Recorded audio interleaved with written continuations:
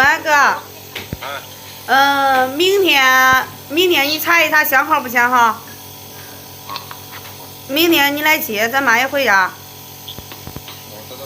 不上能接呀？还得回家输液，得输一周月嘞。本来打算让我妈妈出院之后在我姐姐家住着的，但是还要打针打1周，所以我妈妈的意思也是想回家。打了几天的针，跑了几次针，2次吧。刚才打了，扎针扎了好长时间也没扎上，你看这儿又肿了。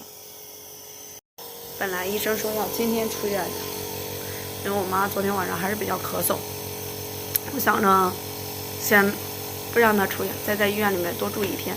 然后我的课也调了调，明天的课，对，明天的课也调了。然后周2回去，周3不耽误上晚自习。就是回家让哥来接，不能那个坐车了，太严重了，太那个啥了。然后明天俺去做一下核酸检测，别明天了，今天下午去做，然后明天早上就出来了核酸检测结果。医生说叫今天出院嘞，没有让他出，叫明天再出院。因为啥让今天出院呢？那今儿都好了嘛？那你为啥不让他出院？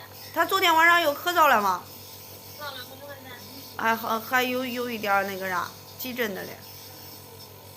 你跟医生说，把医生拿出来呀。但是给他调了调药，昨天药没有调，没有开，今天开。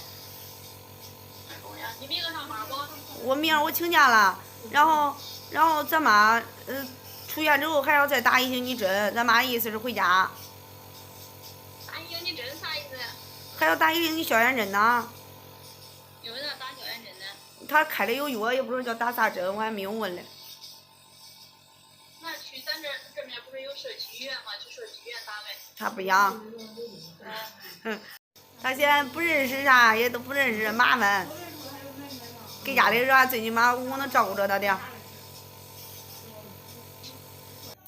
你确定不给这？他那有社区医院。